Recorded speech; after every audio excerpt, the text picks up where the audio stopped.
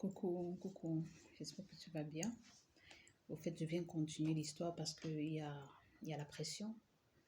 Le Seigneur veut que je le fasse vraiment rapidement parce que, comme je disais tantôt, il est en route. Il est en route et il n'y a pas assez de temps. Il faut qu'on travaille vite. Il faut qu'on gagne au maximum d'âmes pour le jour du Seigneur. Donc, il veut que je raconte toute cette histoire rapidement, afin que je me trouve aussi rapidement en prison pour prêcher en prison là-bas. Donc, comme je disais tantôt, j'irai en prison. J'irai en prison parce que cette histoire que Dieu me demande de raconter va énerver les ennemis et les ennemis vont me porter plainte pour diffamation de nom. Déjà, les ennemis disent depuis que moi et mon Dieu, nous sommes des menteurs. Et Dieu alors, pour le prouver qu'il n'est pas un homme pour mentir, ni le fils de l'homme pour se repentir, il veut les exposer publiquement parce que Dieu s'est fâché. Il leur a demandé de se repentir dans le calme. Et eux, ils endurcissent le cœur disant que Dieu ment. Et comme ils disent que Dieu ment, Dieu aussi a décidé de les exposer publiquement. Il les expose publiquement comment? Il me fait raconter cette histoire.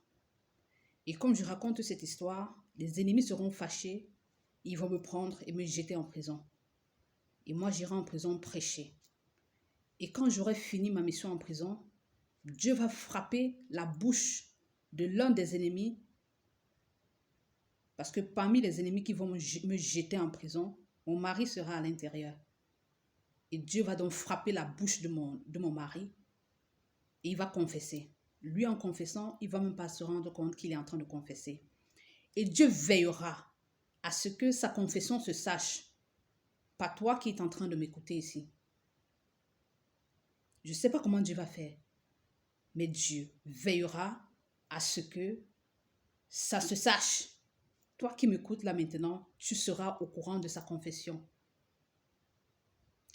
Alors, comme je disais dans la vidéo précédente, Dieu m'a donc révélé que c'est mon mari en fait qui veut me tuer. Et moi, ça m'a fait mal. Ça m'a fait beaucoup mal et je me suis mise à pleurer. Je dis, ça veut dire, le visage que je voyais dans mon sommeil, c'était lui. Et lui, quand je lui en parlais, il me disait, c'est quelqu'un qui prend son visage. Et quand j'appelais la famille pour parler à la famille, on me disait, ton mari ne peut pas faire ça. C'est quelqu'un qui prend certainement son visage. Et ça m'a fait mal. Et lui, il a été en colère parce qu'il était exposé. Déjà, sur le champ d'évangélisation, pendant que nous sommes sortis prêcher Jésus, le Seigneur s'est manifesté au travers de quelqu'un et au travers de moi dans la vie de quelqu'un. Et le Seigneur a révélé à cette personne une chose cachée dans la vie de cette personne. Et cette personne a été étonnée. Et la personne m'a posé la question, pourquoi c'est à toi que Dieu parle? Tu es plus spécial que les autres? Et j'ai répondu à la personne, Dio è misericordioso con chi è misericordioso. Puisque c'est en italien qui m'avait posé la question. Et je lui ai répondu, Dieu fait grâce à qui fait grâce et miséricorde à qui fait miséricorde. C'est pas que je suis spéciale, c'est juste une grâce que j'ai reçue. Je suis une pécheresse comme tous les autres. J'ai juste reçu la grâce que Dieu a jeté son regard favorable sur moi et il m'a choisi. Il pouvait te choisir toi, il pouvait choisir n'importe qui d'autre. Mais il a jeté ses yeux sur moi et il a décidé de me parler à moi. Donc c'est pas que je suis spéciale. C'est ainsi que j'ai répondu à la personne. Alors, pendant que nous étions donc en train d'évangéliser, mon mari, comme il avait perdu son emploi, et nous avons décidé, au lieu de continuer de chercher un autre emploi, d'aller faire l'œuvre de Dieu, parce que je lui ai proposé, le Seigneur demande qu'on aille prêcher parce qu'il y a une mort nationale qui arrive. Et nous sommes sortis prêcher. Donc lui ne travaillait pas et moi je ne travaillais pas. Ce qui fait que nous avions des problèmes pour payer le loyer. Nous avons donc eu des problèmes pour payer le loyer et le propriétaire de la maison s'est fâché. Il a dit, comme vous ne payez pas, vous sortez de ma maison. Comme vous ne payez pas, vous sortez de ma maison. Et notre dossier était donc à la commune. Le maire de la commune de Londa où nous vivions est venu dans notre maison. Et il nous a demandé, qu'est-ce qui se passe ici? Il m'a dit, mais tu es jeune. Pourquoi vous ne travaillez pas? Pourquoi vous ne travaillez pas? Et le Seigneur m'a dit de lui dire qui m'a envoyé en mission. Nous sommes en mission ici. Et j'ai donc dit au maire que nous sommes en mission ici. Et je lui ai dit au fait que j'ai reçu l'appel de Dieu depuis mon pays. Je lui ai tout expliqué. Et lui, il m'a regardé comme ça. Il dit vraiment? Et vous faites comment pour vivre ici? Vous mangez quoi? Vous sortez prêcher, vous vivez comment? Vous mangez comment? Vous mangez? Vous vivez comment? Il dit, le Seigneur, il prend soin de nous, d'une manière ou d'une autre. On n'a pas manqué quoi manger ici. Et puis, ils ont commencé donc à nous donner à nous assister socialement, quoi. Quelques bonus de ceci, bonus de cela, pour nous soutenir un peu. Alors, le Seigneur m'a dit, au fait, qu'il nous a envoyé, mon mari et moi prophétesse et mon mari évangélique. Donc, quand le Seigneur m'a révélé que c'est mon mari qui veut me tuer, je me suis fâchée. J'ai dit, Seigneur, je ne comprends pas. J'étais tranquillement dans ma chambre un jour. Tu m'as dit, va t'asseoir au salon, c'est ton Adam qui est là-bas. Tu m'as jeté dans les bras d'un occultiste. Et aujourd'hui, tu viens en me disant que c'est mon mari. Et aujourd'hui, tu viens me dire que c'est un occultiste à mission dans ma vie pour me tuer. Qu'est-ce que ça signifie? Il m'a dit, c'est ton mari. C'est vraiment ton mari. C'est de lui que j'ai retiré une côte pour te faire. Mais il a été victime des choses dans son passé. Et il s'est retrouvé dans l'occultisme. Je suis mince. Et là où il est là, il a juré que Dieu n'existe pas. Ce sont des hommes qui boivent le sang. Ce sont des hommes qui boivent le sang. Et puis il m'a dit, regarde ses mains. J'ai regardé les mains de mon mari et j'ai vu le sang dans ses mains. J'ai vu le sang dans les mains de mon mari. Et le sang était coagulé. Et le sang était coagulé. Et Dieu m'a dit, demande-lui de laver ses mains sales et de ne pas rajouter de sang à ses mains. J'ai dit, donc il a même tué les gens. Et j'ai regardé mon mari comme ça, mince. J'avais posé quoi comme ça? Donc tu es occultiste, tu as versé le sang, tu as tué les gens. Quelqu'un est mort parce que toi tu l'as tué. Et tu es venu pour me tuer moi aussi. Dieu demande que tu laves tes mains remplies de sang. Que tu n'ajoutes pas le sang sur tes mains. Dieu demande que tu laves tes mains remplies de sang. Que tu n'ajoutes pas le sang sur tes mains. Parce que tu as déjà assez versé le sang innocent. Que tu laves les mains qui voient remplies de sang. Que tu n'ajoutes pas le sang sur tes mains. Et mon mari m'a regardé comme ça.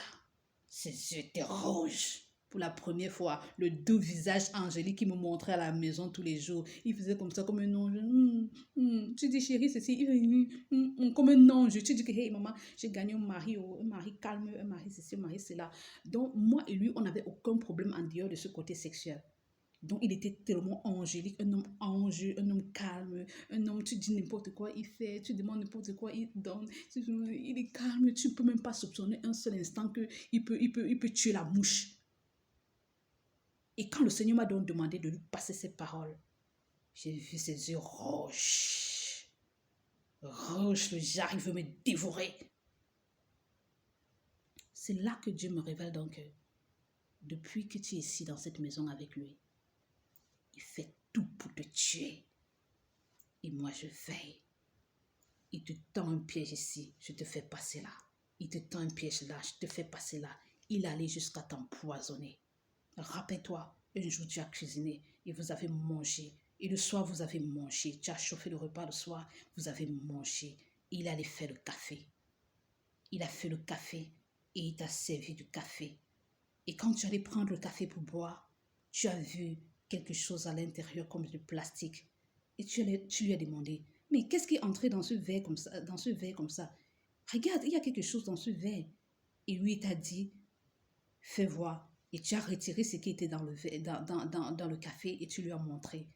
Tu ne connaissais pas c'était quoi cette matière. Lui, il savait ce qui était dans le verre.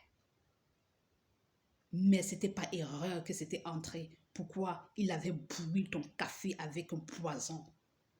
Il avait bouilli ton café avec du poison. Et maintenant, en versant ton café dans le verre, une petite partie du poison est entrée dans le verre. Il ne s'est pas rendu compte. il a déposé que tu viennes boire. Et le jour-là, en fait, je me suis rappelé, je me suis dit, tiens, le jour-là, en fait, ce qui s'est passé, c'est quoi? Nous avons mangé. Et quand nous avons fini de manger, comme lui, il aime beaucoup boire le café. Il aime beaucoup boire le café. Petit truc, il boit le café. Le matin, il boit le café. Il aime beaucoup boire le café. Donc, ce soir, alors, il ne me faisait même pas trop, il ne me faisait même pas le café. Donc, je ne sais même pas pourquoi il m'a fait le café ce jour-là. Comme le café noir, quoi. Je ne sais pas pourquoi il m'a fait le café ce jour-là. Donc, on a fini de manger. Je suis allée dans la chambre, poser l'enfant sur le lit qui dormait. Et puis, je suis revenue au salon. Et il m'a dit, j'ai fait le café là, j'ai donné pour toi un peu. Et puis, moi, maintenant, j'ai pris le café et je voulais boire. Et j'ai vu cette chose à l'intérieur. C'était comme, je ne sais même pas quelle matière c'était en fait. Je ne sais pas en fait ce que c'était. Et puis, il m'a dit, c'est certainement un plastique qui s'est brûlé. Et puis, bon, ça s'est retrouvé là. Arrêtez ça, tu jettes et puis tu bois ton café. J'ai dit, ok. Et comme moi, en tant que chrétienne née de nouveau, on nous a enseigné de ne jamais manger sans prier. J'ai prié sur mon café parce que moi, tout ce que je mange, tout ce que je bois, je prie. J'invoque le sang de Jésus dans ce que je mange. J'invoque le sang de Jésus dans ce que je bois. J'invoque le sang de Jésus dans tout ce qui entre dans mon ventre, tout ce qui entre dans ma bouche. J'ai donc pris le café et j'ai sanctifié. Je dis, je sanctifie et bénis ce café par le précieux sang de Jésus-Christ de Nazareth. Amen. Et j'ai pris, j'ai bu. J'ai bu et je me suis assise. On bavardait, on parlait de tout et de rien. Après un temps, j'ai soulevé la tête comme ça, je l'ai regardé. Quand je l'ai vu, il me regardait un genre. Tu vois, son front était froissé. Je dis, mince, pourquoi mon mari me regarde comme ça? Oh, sa façon de me regarder là m'énerve. Je parle en dedans de moi. Sa façon de me regarder là m'énerve. Et je pars moi dans la chambre. Je suis allée dans la chambre. Quelques minutes plus tard, il est venu dans la chambre. Il a ouvert la porte. Il m'a regardé. Il est reparti. Quelques temps après, il vient, il ouvre la porte, il me regarde, il repart. Pourquoi j'ai resté ce gars? Qu'est-ce que ne va pas pour le gars aujourd'hui? Pourquoi il me guette comme ça? C'est sa maison, non? Il y a quoi aujourd'hui? Pourquoi? Qu'est-ce qui se passe? Je ne savais pas moi ce qui se passait. Oh. Je ne savais pas que ce que je venais de boire, c'était le poison. Et que monsieur était en train d'attendre que je meure. Seigneur Jésus, tu es miraculeux. Seigneur Jésus, tu es merveilleux. Donne ta vie à Jésus. C'est là que ça fait environ 3 heures de temps. Il est venu se coucher sur le lit. Mince, il ne dormait pas. J'étais là. Je ne sais pas ce que je faisais sur le lit, où je lisais la Bible, où je faisais quoi. Il est resté me regarder. Il est resté me regarder. Il est resté me regarder. Il est resté me regarder. Le Saint-Esprit en moi maintenant ouvre ma bouche et parle.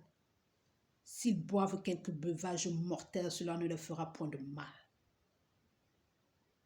J'ai dit, Seigneur Jésus, pourquoi cette phrase? Et je dis à mon mari, mince, prions, prions, prions. Il y a le poison qui rôde autour des enfants de Dieu. Prions pour tous les membres de nos familles. On veut empoisonner quelqu'un. On veut empoisonner quelqu'un. On veut empoisonner pour quelqu'un. Prions pour tous les membres de nos familles. On veut empoisonner quelqu'un. J'ai commencé à prier. Oh, qui que ce soit qui veut empoisonner un membre de ma famille, au nom puissant de Jésus, ton poison est nul et sans effet. Ton poison est nul et sans effet. Au nom puissant de Jésus, j'envoie le feu à quiconque veut empoisonner un membre de ma famille, à quiconque veut empoisonner un membre de ma belle famille. Tu es vaincu au nom de Jésus. Tu es vaincu au nom de Jésus. Après, j'ai dit, j'entre dans le temps et je sanctifie tout ce que mes frères vont manger. Je sanctifie tout ce que mes frères vont boire. Je sanctifie tout ce que quiconque est né de nouveau sur cette terre va boire et manger. Et j'ai entendu une voix qui m'a dit, je résiste à cette prière. Je ne peux pas prier pour tout le monde ainsi. Prie pour tes frères de sang si tu veux, mais pas pour tous les chrétiens. Et j'ai répondu, quiconque est né de nouveau est mon frère en Christ. Ne t'approche pas d'un membre de ma famille céleste. Quand j'ai parlé comme ça, mon mari m'a regardé. Et puis j'ai ouvert la Bible. Je suis allée dans le livre de Marc. J'ai dit à mon mari, ça c'était avant que Dieu ne l'expose, hein? Donc ça c'est le jour où il m'avait empoisonné. J'ai dit, nous les chrétiens nés de nouveau, je ne savais pas qu'il n'avait pas cru, donc je m'adressais à lui. J'ai dit que nous les chrétiens nés de nouveau, nous sommes protégés par notre Dieu. Voilà ce que le Seigneur a dit dans sa parole. Voici les miracles qui accompagneront ceux qui auront cru. À mon nom, ils chasseront les démons. Ils imposeront les mains aux malades, les malades seront guéris. Ils parleront de nouvelles langues. S'ils boivent quelques breuvages mortels, cela ne leur fera point de mal. Là où tu es là, si quelqu'un t'empoisonne et que tu bois sans savoir que c'est empoisonné, tu ne mourras pas. Pourquoi? Jésus a dit, s'ils boivent quelques breuvages mortels, cela ne leur fera pas de mal. Et c'est là mon mari m'a regardé. Il s'est fâché. Il s'est fâché. Et le jour alors où Dieu me révèle que c'était un occultiste, et Dieu me dit, souviens-toi, il t'avait empoisonné, il t'avait donné à boire comme ça, c'était du poison. J'ai crié, tu m'as empoisonné. Donc le jour-là, tu venais me guetter, c'était pour voir si je suis morte. Il est écrit, s'ils boivent quelques breuvages mortels, ils ne leur feront point de mal. Nous sommes un autre type d'être humain. Tu ne sais pas qui tu es venu tenter. La bagarre a commencé entre lui et moi dans la maison. Les visages sont dévoilés. Satan en face de moi, Jésus en face de lui. Satan, Lucifer et Dieu ont bagarré dans cette maison. La période du coronavirus où il y avait le lockdown, mince, il y avait la bagarre à la maison. Les démons sont venus. Mais avant ça, avant même que Dieu ne me révèle que c'était un occultiste, un matin, c'était un samedi matin, je pense, j'étais à la cuisine en train de faire le petit déjeuner. Pendant que j'étais en train de faire le petit déjeuner, une force m'a projeté, puisque notre maison au salon là-bas, c'était le type open space. La cuisine est ici et le salon est ici. Tu vois, la cuisine est là-bas et le salon est ici. Donc, la force m'a poussé. Je suis quittée de la cuisine, me retrouver loin au niveau du canapé. J'ai dit, mince, quelle puissance. Qu'est-ce qui s'est passé? Quelle est cette force qui m'a projeté jusqu'ici? Et puis j'ai soulevé mes yeux, j'ai regardé sur l'un des divans. J'ai vu quelqu'un assis vêtu en blanc. Et j'ai regardé, c'est un ange. C'est un ange assis sur mon canapé. C'est un ange, qui es-tu? C'est un ange. Et la personne a ouvert les yeux. Quand la personne a ouvert les yeux pour me regarder, ses yeux c'était comme une flamme de feu. Et je me suis rappelé de la description de Jésus-Christ dans l'Apocalypse. Il est vêtu d'une longue robe blanche. Il y a une ceinture d'or à sa poitrine. Sa tête et ses cheveux sont blancs comme de la laine blanche. Ses pieds sont semblables à de l'airain ardent, comme s'il avait été embrasé dans une fournaise. Ses yeux sont semblables à une flamme de feu. Et j'ai dit, Jésus-Christ de Nazareth est assis sur mon divan. Je suis tombée, bam! Et quand je suis tombée, il s'est levé, il est venu, il m'a dit, lève-toi, n'aie pas peur. Je me suis levée. Et il m'a dit, je suis venu changer ton cœur de pierre en cœur de chair afin que tu fasses exactement ce que je veux. Et puis il m'a dit, regarde autour de toi. J'ai regardé autour de moi. J'ai vu des guerriers qui m'avaient entouré. Des guerriers qui m'avaient entouré. Et j'étais là au milieu des guerriers. Je dis, mais qui sont tous ces gens? C'est quoi cette armée? Où vont-ils? Et pourquoi est-ce qu'ils m'entourent? Qui sont ces gens? Pourquoi est-ce qu'ils m'entourent? Il m'a dit, à partir d'aujourd'hui, plus jamais une conspiration sera faite contre toi sans que tu ne le saches. Tous ces gens que tu vois autour de toi vont t'accompagner dans la mission jusqu'à ce que je vienne vous prendre. Et vous, je ne l'ai plus vu. Et vous, je n'ai plus vu personne autour de moi. Donc je suis revenue, quoi. Je suis revenue. Et je me suis levée, bam, je suis allée ouvrir la porte, bam, je suis allée tomber sur le lit, bam, mon mari était couché. J'ai dit, Brice, Jésus était tout à l'heure au salon. Brice. Tout à l'heure, Jésus était au salon, il est venu me parler. Et je lui ai expliqué la scène, comment les choses se sont passées. Et j'ai vu, il a attaché sa face. J'ai dit, je viens de passer une bonne nouvelle. Pourquoi tu froisses ton visage? Je ne savais pas encore que c'était un occultiste. Il a taché sa face. Je dis, qu'est-ce qui se passe avec toi? Je te dis que le Seigneur Jésus est venu me passer ce message et il m'a entouré de guerriers pour la mission qu'il nous a confiée. Il m'a entouré de guerriers pour la mission qu'il nous a confiée. Et puis il a réagi un genre, il n'a rien dit, pas de joie, rien. J'ai dit, ah, je suis retournée à la cuisine. J'ai commencé à faire le truc, chantant les louanges, bénissant le Seigneur, bénissant le Seigneur. Et pendant que j'étais en train de travailler comme ça, et j'ai vu mon mari. J'étais en train de regarder ce que je fais comme repas. Et j'ai vu mon mari venir derrière moi. Il est venu derrière moi, il voulait me taper par les genoux. Tu vois, quand la partie de ton genou, du derrière là, il voulait incliner ça avec ses genoux à lui pour que je tombe. Et je me suis retournée. Il n'était pas là. J'ai dit, c'est quoi ça? J'ai dit, et je continuais ce que j'étais en train de faire. Et je l'ai vu revenir. Il a fait ça 3 fois. J'ai dit, Seigneur Jésus, qu'est-ce que ça signifie? Brice sort de son corps. Et je suis allée dans la chambre, j'ai poussé la porte, bam! Je dis, Brice, tu es ici et tu me poursuis au salon. Il dit, de quoi est-ce que tu parles? Je dis, tu sors de ton corps? Il dit, tu parles de quoi? Je dis, j'étais à la cuisine et voici. Il s'était fâché. Je dis, tu te fâches pourquoi? C'est ce que j'ai vu que je suis en train de te dire. Dieu ne me ment pas, il me montre les visions. Qui es-tu? Et puis il dit, Aman, qu'est-ce que tu penses de moi comme ça? Après, je l'ai regardé. Je dis, excuse-moi si je t'ai blessé. Mais c'est ce que j'ai vu. Et ça m'a fait peur. C'est comme si tu étais là et tu es sorti de ton corps pour venir m'attaquer à la cuisine. Il s'est fâché. Je lui ai dit, désolé si je t'ai offensé. Et je suis retournée à la cuisine. Et puis je me demandais, mais pourquoi? C'est quoi ça? Un gars c'est bizarre. Je vois trop de trucs bizarres à son sujet. Dans mes rêves, il me poursuit, il veut me tuer. Dans les visions, ceci, cela. Je suis même sûre que c'est vraiment mon mari ici. Il me fait l'amour avec moi, il ne s'approche même pas de moi. C'est même qui m'aime ça exactement. Après j'ai dit, ouais Seigneur, pardonne-moi de mal parler de l'homme que tu m'as donné pour époux. Puis je suis restée tranquille. Le jour là, alors que Dieu l'a exposé, maman, c'est le jour là que la bagarre a commencé entre lui et moi. Les voiles sont tombés. Les voiles sont tombés. On se connaît. Donc là maintenant on va bagarrer. Une personne doit mourir ici. Une personne doit mourir ici. Et puis je suis restée. Je suis allée dans la chambre d'à côté. Je me suis mise à pleurer. Je dis, Seigneur, c'est mon propre mari qui est mon Goliath. C'est mon propre mari qui est mon Goliath, mon Dieu.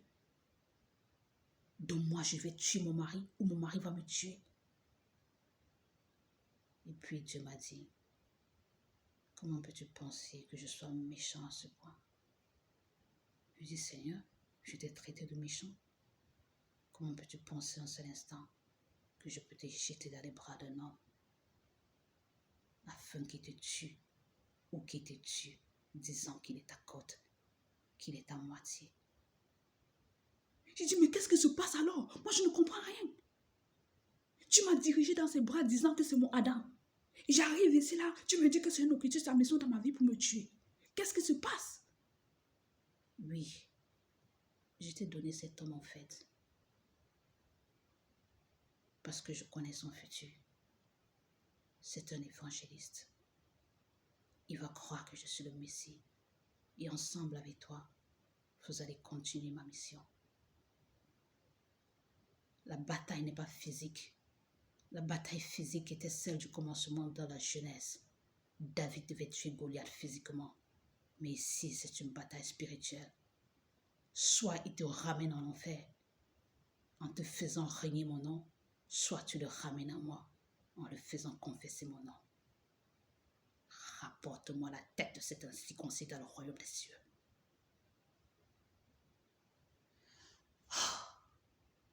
Et je suis restée. Je dis, Seigneur, donne-moi un signe que c'est vraiment mon Adam. Le même soir, comme j'avais l'habitude de regarder les prédications, les prédications en ligne. Je regardais les prédications sur YouTube. Je suis allée chez le pasteur Marcelo Tonassi. Il a fait une courte vidéo. Et dans la vidéo, il disait, aussi méchant que vous êtes, vous savez donner de bonnes choses à vos enfants. À combien plus forte raison votre Père qui est dans le ciel donnera le Saint-Esprit à ceux qui le lui demandent. Tu le vois, tu penses que c'est le sorcier, tu penses que c'est le serpent. Ce n'est pas le serpent, ce n'est pas le serpent. Tu ne peux pas demander le poisson à Dieu, Dieu te donne le serpent. Et cette vidéo était aussi courte, j'ai dit mince. J'ai regardé mon mari. Je dis mais c'est un occultiste. Et mon mari lui-même m'a ouvert la bouche, il a confessé que oui, je suis venu en mission dans ta vie pour te tuer. Et j'ai appelé la famille. On a commencé les prières. Et quand le pasteur Marcelo a parlé comme ça, je me suis un peu calmée. Je dis, ah, c'est une réponse de Dieu pour moi. Dans la bataille spirituelle, soit il me fait régner Jésus, soit je lui fais confesser Jésus.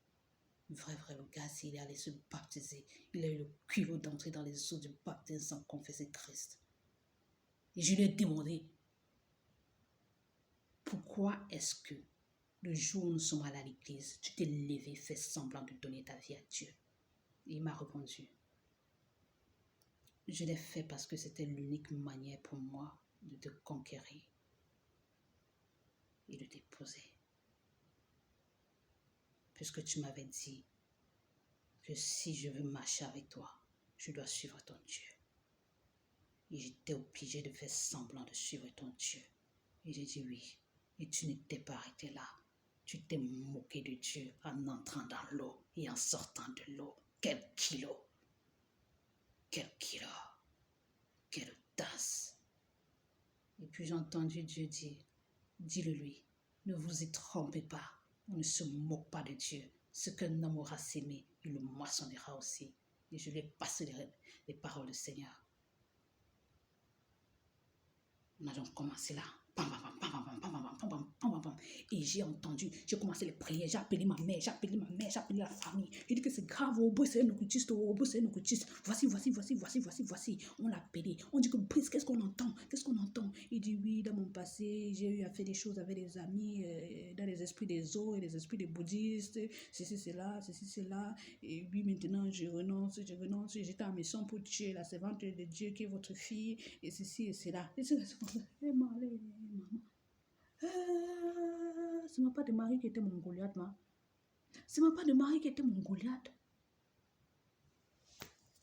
Et puis, c'est comme ça qu'on a commencé les prières. Déjà, lorsque nous sommes arrivés en Italie, lorsque je suis arrivée, parce que lui, mon mari, il a vécu en Italie pendant des années. Lorsque nous sommes arrivés, on passait le temps à la maison à suivre le culte en ligne. On écoutait soit Pasteur Marcelo, un serviteur de Dieu, beaucoup plus Pasteur Marcelo Tonassi, c'est lui qu'on écoutait en ligne. Et un jour, Dieu m'a dit, souviens-toi du jour du repos pour le sanctifier. Tu travailleras 6 jours et tu feras tout ton ouvrage. Mais le 6e jour est le jour du Seigneur. Tu ne feras aucun ouvrage, ni toi, ni ton serviteur, ni personne de ta maison.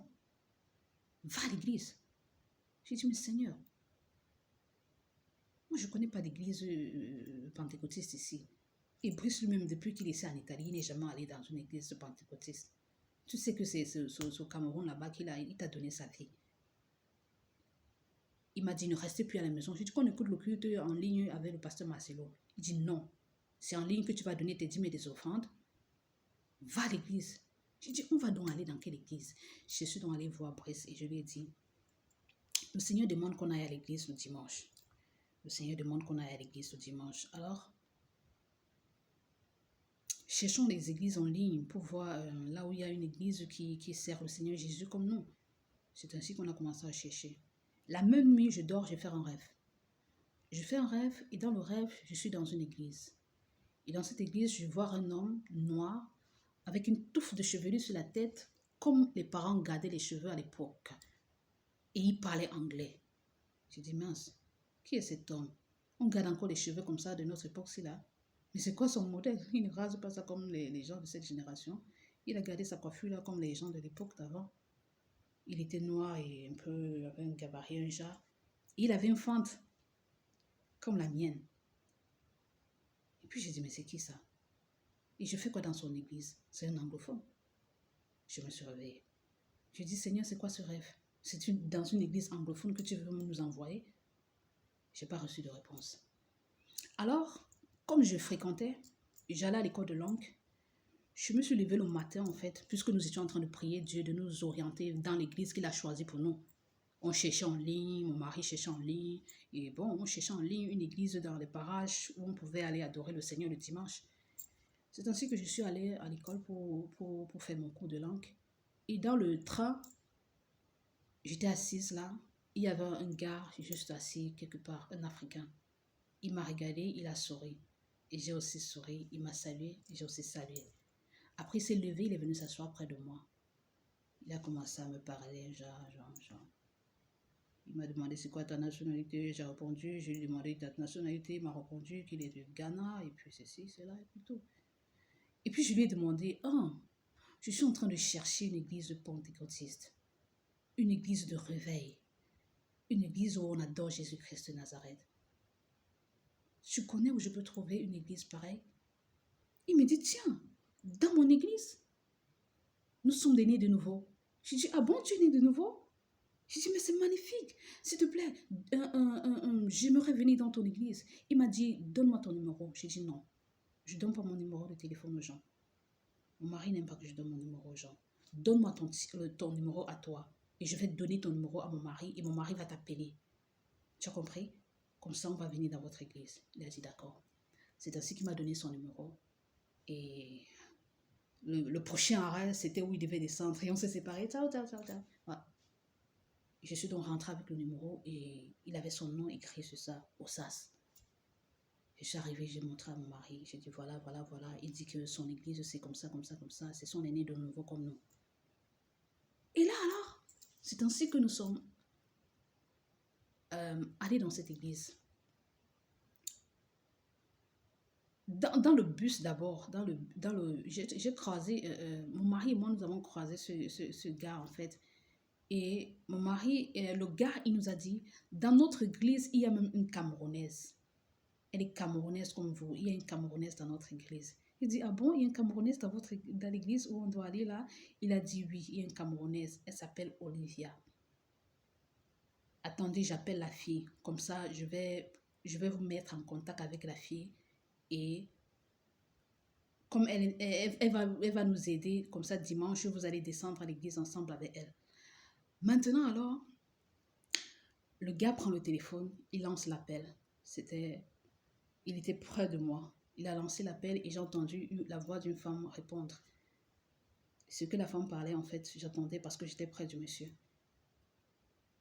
Et puis, elle a dit, I know your husband very well. Je connais son mari très bien. J'ai dit, tiens, qui est cette Camerounaise qui connaît mon mari très bien comme ça? Elle avait parlé avec un air.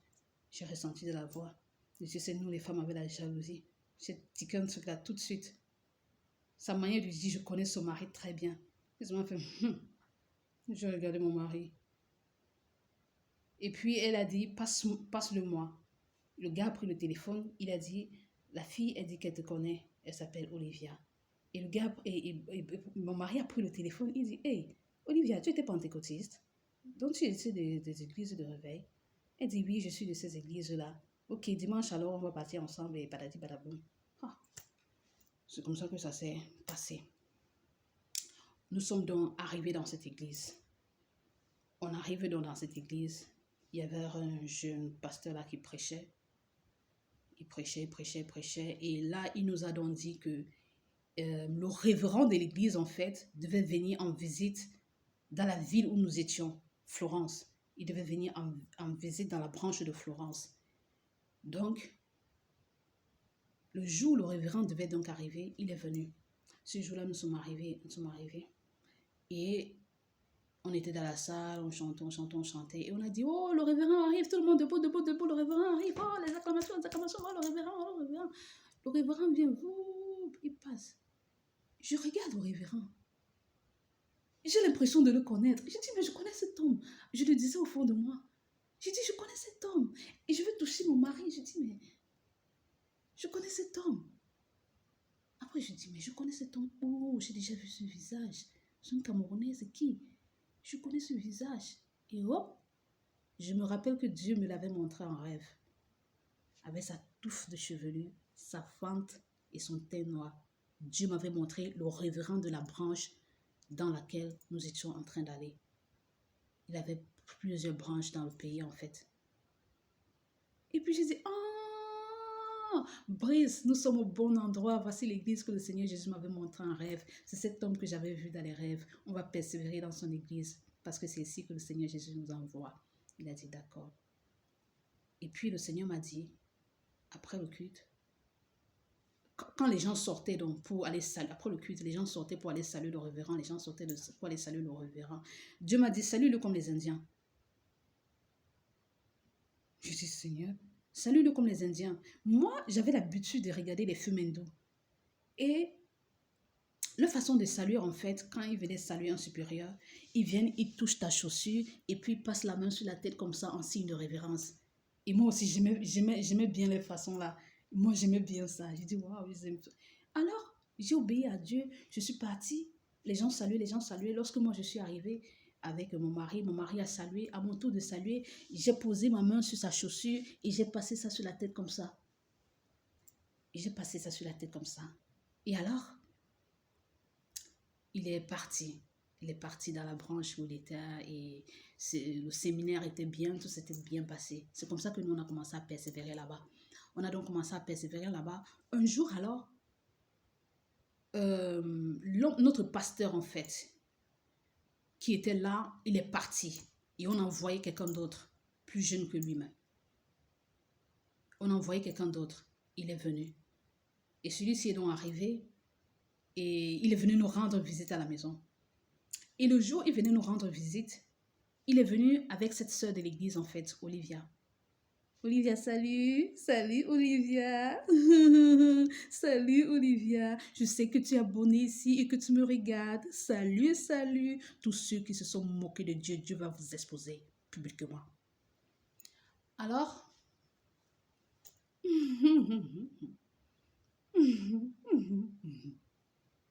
oui, ne vous y trompez pas, on ne se moque pas de Dieu. Ce qu'un homme aura sémé, le moissonnera aussi. Vous tous qui avez traité mon Jésus de menteur, vous tous qui avez traité mon Jésus de démon, disant que c'est un démon qui me parle, il va vous exposer publiquement pour vous prouver qu'il n'est pas un homme pour mentir, ni le fils de l'homme pour se repentir. Alors, le nouveau serviteur de Dieu est arrivé dans la ville. Lorsqu'il est arrivé dans la ville, il a demandé à nous rendre visite parce que le révérend lui avait parlé d'une famille, du couple Giode, quoi, de nous, quoi. Et il voulait venir nous rendre visite. Il a donc demandé quelqu'un qui connaissait notre maison. Et c'est la fille qui s'est levée. Et elle et mon mari, ils ont commencé à jurer au jeu. Je ne veux pas que ma femme sache que tu connais cette maison. Je ne veux pas que ma femme sache que tu connais cette maison. Donc, arriver comme ça, fais semblant de m'appeler pour que je fasse aussi semblant de vous indiquer la maison. Il parlait ça dans le spirituel, dans le secret. Et Dieu lui me montrait. Je lui demandais, mais qu'est-ce qui se passe? Qu'y a-t-il entre lui et cette femme? Et puis, c'est comme ça qu'ils sont venus à la maison. J'avais fait un bon repas pour accueillir le serviteur de Dieu. Et on avait acheté de la boisson. C'est ainsi qu'ils sont arrivés, je leur ai servi. Je voulais mettre la femme à la place. Je voulais mettre l'homme de Dieu à la chaise où mon mari s'assoit souvent. Et la femme à la chaise où je m'assois souvent. Dieu m'a dit, ne fais pas ça. Pose mon serviteur où tu t'assois souvent et pose cette femme où ton mari s'assoit souvent. Je dis, mais Seigneur, la chaise, si tu sais comme il y a la table au salon là, il y a des chaises comme ça, et puis il y a une chaise là et une chaise ici. C'est souvent les chaises des pères, comme on dit souvent que c'est le père qui s'assoit ici. Et donc je voulais donc donner la chaise du père de la maison à l'homme de Dieu. Dieu m'a dit non, fais asseoir le pasteur où toi tu t'assois et fais asseoir cette fille où lui il s'assoit.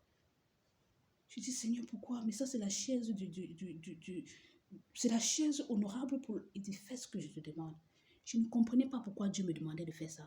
J'ai donc mis Olivia à la chaise de mon mari. Et j'ai mis le pasteur où moi j'avais l'habitude de m'asseoir. Elle s'est assise à la chaise de mon mari. Elle a mangé. Et le pasteur s'est assis où moi j'étais en train de m'asseoir. Et il a mangé. Pour moi, ça me faisait mal parce que je regardais les chaises et je me disais que non, la table est faite comme ça. C'est souvent le père qui s'assoit à tel endroit. Pourquoi Dieu donne la place du père à cette femme et la place de la femme au pasteur? Moi, ça me faisait un chat. Après, j'ai entendu rendre grâce à Dieu en toutes choses. Quand j'ai entendu rendre grâce à Dieu en toutes choses, je suis restée tranquille. J'ai dit, Père, pardonne-moi de me poser trop de questions. Tu sais ce que tu fais. Et le pasteur, humblement, il s'est assis à la chaise que je lui avais donnée. Et il a mangé et il a dit merci, le repas est délicieux. Je lui ai dit merci. Et la fille, elle m'a dit, où sont les toilettes? Je lui ai dit, passe comme ça, voilà les toilettes. Elle est allée aux toilettes. Et quand elle est allée aux toilettes, je me suis mise à parler en langue. Je commençais à parler en langue. Je ne savais pas pourquoi je parlais en langue. Je parlais en langue, je parlais en langue, je parlais en langue, je parlais en langue, jusqu'à ce qu'elle est sortie des toilettes. Et j'ai cessé de parler en langue. Et puis j'ai dit, mais qu'est-ce qui se passe? La visite est terminée. L'homme de Dieu est entré dans sa voiture. Ils sont partis. Un jour alors, il y avait un programme à l'église. Le pasteur a dit, prenez 3 jours de jeûne à la maison. Jeûnez pour ce programme-ci-là. Et pendant le jeûne, le Seigneur va révéler les choses aux gens. Le Seigneur va révéler les choses aux gens. C'est ainsi alors que moi, j'ai pris les 3 jours de jeûne avec mon mari et je lui ai dit, jeûnons. Nous sommes restés là, on a jeûné. Et pendant le jeûne alors, j'étais en train de prier avec mon mari. On priait. En priant, Dieu m'a montré une vision. Dans la vision, il m'a montré le révérend qui m'avait montré en songe, avec sa touffe de chevelure, sorti d'une chambre.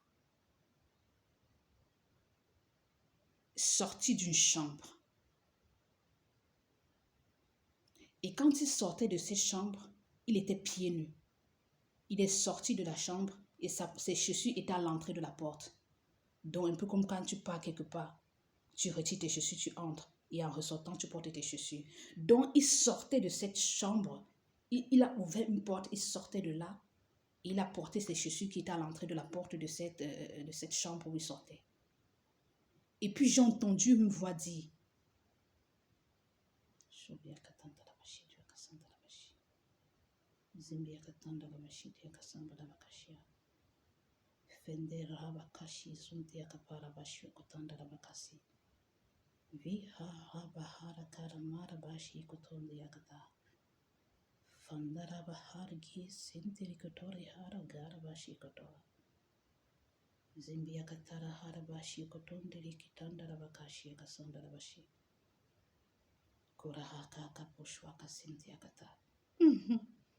vous tous qui faites les pratiques occultes pendant que je suis en train de passer mon message, vous tous qui faites les incantations pendant que je suis en train de passer mon message, vous faites les incantations sur mon visage, vous faites des incantations sur moi, vous faites les incantations. Mon Dieu est votre ombre à votre main droite. Il vous voit et il vient de me le dire. Mon Dieu est votre ombre. L'ombre que tu vois à ta main droite là, c'est le Dieu qui m'a créé, c'est le Dieu qui t'a créé. Il voit ce que tu fais au travers de cet écran sur mon visage. Il vient de me le dire. C'est nul et sans effet. Au nom puissant de Jésus-Christ de Nazareth. Toute arme forgée contre moi est nulle et sans effet. Quiconque se ligue contre moi tombe sous mon pouvoir. Dieu m'a béni avant de m'envoyer. Tu as échoué au nom de Jésus. Repends-toi et donne ta vie à Jésus, occultiste. Repends-toi et donne ta vie à Jésus. J'ai tes bêtises là, c'est nul et sans effet en face de moi. Dieu habite en moi.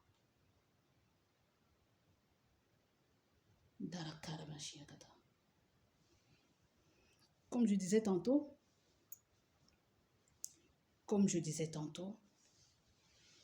Dieu m'a donc montré cette vision. Seigneur, toi qui dis qu'elle est orgueilleuse, elle est ceci, elle est cela. Ça, c'est pas l'orgueil, c'est le charisme. C'est pas de l'orgueil, c'est le charisme. Quand quelqu'un a la foi en son Dieu, c'est le charisme. C'est pas de l'orgueil. Tout ce que tu parles là-bas, tout ce que tu fais là-bas, Dieu te voit, il me dit. Comme vous ne croyez pas en Dieu, Dieu va se manifester pour vous permettre de croire afin que vous puissiez vivre éternellement.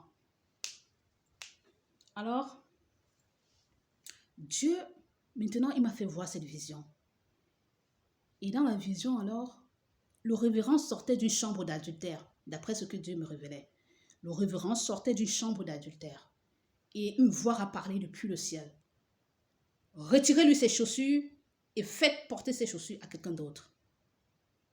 Et les anges sont venus, voup. Ils ont demandé, à qui devons-nous faire porter la chaussure? Ils ont retiré la chaussure sur ses pieds. Il s'est retrouvé pieds nus. Le révérend s'est retrouvé pieds nus. Ils ont retiré la paire de chaussures qui était à ses pieds. C'était une paire de chaussures noires. On a retiré ses chaussures. Et les anges avaient les chaussures du révérend à main comme ça. Ils ont demandé, à qui devons-nous donner ces chaussures? Et c'est là que je me suis vue. Ils ont dit à elle. Quand les anges se sont tournés pour voir le elle dont Dieu parlait, j'ai vu les anges se retourner et c'était moi. J'ai dit, moi? J'ai dit non. Non, non, non. Je ne sais pas ce que vous êtes en train de faire, mais je ne porte pas la chaussure de mon révérend. Jamais, jamais, jamais. Je ne porte pas la chaussure de mon révérend. On lui a dit, et la voix a dit, porte cette chaussure. J'ai dit, je suis désolée. Dieu, même si c'est toi qui parles ici, là, je ne peux pas porter cette chaussure. C'est mon révérend de l'église. Comment est-ce que je vais porter les chaussures de mon révérend? Même à la maison, quand papa me donnait ses chaussures de nettoyer, je ne pouvais pas oser mettre mes pieds dans les chaussures de papa. Et maintenant, tu me demandes de porter les chaussures du révérend. Tu veux que mes pieds soient comment à l'intérieur? Mes petits pieds, s'ils vont nager dans les chaussures du révérend. Et Dieu a dit aux anges, faites-lui porter cette chaussure de force. Et c'est ainsi qu'on m'a arrêté. On a mis mes pieds dans la chaussure du révérend. À ma grande surprise, la grande pointure des pieds du révérend là, la chaussure m'a suffi. C'était comme si c'était ma pointure. Et je ne comprenais pas ce qui se passait. Je ne comprenais pas ce qui se passait. J'ai porté la chaussure du révérend, la chaussure d'un homme. Moi, je chausse le 38. Parce que j'ai dit à la voix qui parlait que je chausse le 38. Comment mes pieds vont entrer dans ce genre de chaussures jusqu'à me suffire? Mes pieds vont nager dans la chaussure. Je ne peux pas porter ça. En plus, c'est pour mon révérend. C'est ainsi que les anges ont mis ces chaussures dans mes pieds avec la force. Et la chaussure m'a suffi comme si c'était ma pointure. Une grosse chaussure d'homme. J'ai porté avec ma pointure 38. La chaussure m'a suffi. Et je suis sortie de la vision. Je dis, Seigneur Jésus, c'est quoi cette vision que tu viens de me montrer? Il dit, partage la vision avec ton mari. Je dis donc à mon mari. En cette période-là, Dieu ne m'avait pas encore révélé qu'il était occultiste. Ça, c'était un début. Je dis que voici la vision que le Seigneur m'a montrée. Il m'a montré notre révérend, le révérend Emmanuel, sorti d'une chambre d'adultère. Et lorsqu'il est sorti d'une chambre d'adultère, la voix de Dieu a parlé au ciel disant, retirez-lui sa chaussure. Et quand on a dit retirez-lui sa chaussure, les anges qui ont retiré sa chaussure ont demandé à qui est-ce qu'on doit donner la chaussure. Et maintenant, Dieu a dit à elle, quand les anges se sont retournés pour voir la personne que Dieu pointait, c'était moi. Et moi, je refusais de porter la chaussure du révérend en disant que c'est la chaussure du révérend. Et en plus, c'est une grande pointure. Je chausse le 38, mes pieds vont nager dans la pointure, dans la chaussure. Je ne comprends pas ce que ça signifie. Et j'entends Dieu me dire, maintenant que tu as parlé de cette vision à ton mari, envoie cette vision au pasteur de ta branche. Je dis quoi? Envoie cette vision au pasteur de la branche, mais ne dis pas à la femme qui a porté la chaussure. Dis-lui juste qu'on a retiré la chaussure du révérend et on a donné la chaussure à une femme. On fait ça plus sur moi. Il dit que Seigneur Jésus, je ne comprends pas. Fais ce que je te demande. C'est ainsi que j'ai pris mon téléphone. J'ai écrit le message. J'ai salué mon pasteur. Écrit le message. Et j'ai envoyé toute la vision au pasteur. Bam. Il ne m'a pas dit d'envoyer la vision au révérend. Il m'a dit d'envoyer la vision au pasteur de la branche dans laquelle j'étais. J'ai envoyé la vision au pasteur de la branche dans laquelle j'étais, mais avec tactique. J'ai dit, voici la vision que j'ai vue. On a retiré. J'ai expliqué tout, sans dire la femme qui avait porté la chaussure. Et puis j'ai dit, que signifie cette vision? Notre révérend est-il en danger? Devons-nous nous mettre en prière pour notre révérend? L'homme de Dieu n'a pas répondu. C'était un mardi, c'était un jeudi. Jusqu'à dimanche, on s'est vu à l'église. Et à l'église, il a dit dimanche, tout ce week-end, je n'ai pas dormi. Tout ce week-end, j'étais tourmentée. Tout ce week-end, j'étais tourmentée. Les chrétiens demandaient, mais pourquoi est-ce que vous avez été tourmentés ce week-end? Il dit, vous ne pouvez pas comprendre. Vous ne pouvez pas comprendre. Et Dieu m'a dit, c'est à cause de cette vision que je t'ai demandé de lui envoyer. Ce n'est pas en vain que j'ai demandé que tu passes par lui. Parce que je savais, en passant par lui, ça devait arriver chez le révérend. Ce sont tous des complices. Ils font tous des bêtises dans ma maison. Ils ont deux dieux. Hey, maman.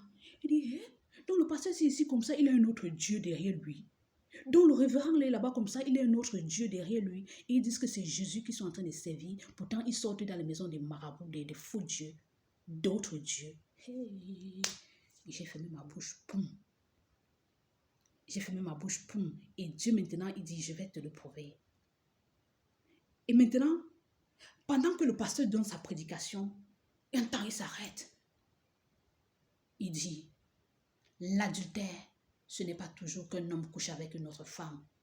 L'adultère, ce n'est pas toujours qu'un homme trompe sa femme. L'adultère, ça signifie aussi autre chose.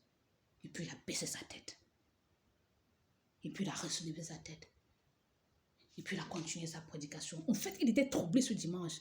Et j'ai dit, oh, mais c'est Seigneur. Mince, mon Dieu. Ils font semblant de te servir. Pourtant, ils ont les djunjos derrière eux. Vraiment. Ils viennent nous prêcher ici, là. Pourtant, ils ont les djunjos derrière eux. Après, j'ai dit, Seigneur, protège-moi. Là où toi-même tu es en train de m'envoyer, là, je ne sais pas là où tu m'envoies. Protège-moi. Le dimanche, là, après le culte, le pasteur est venu me voir. Il me dit, est-ce que ça t'intéresse de faire partie des bergers de l'église, les shepherds? Et Dieu m'a dit oui. C'est ainsi que j'ai dit oui. On m'a enregistré, on m'a ajouté dans le groupe des bergers de l'église, les élèves pasteurs. On m'a ajouté dans le groupe des élèves pasteurs. Et comme c'était une église anglophone, il disait shepherd. Do you want to join us in shepherd group? I said, yes, I want to join you. Et c'est ainsi qu'on m'a mis dans ce groupe. Et je les ai rejoints là. On a commencé à faire les cultes ensemble. Donc j'ai commencé à entrer dans l'église sous une autre dimension. Alors, quand ceci est arrivé, que Dieu m'a révélé que mon mari était occultiste, mince, la vidéo est longue, mon Dieu. Mince. L'histoire là va finir quand, mon Dieu? Bon, on va continuer une autre fois, d'accord?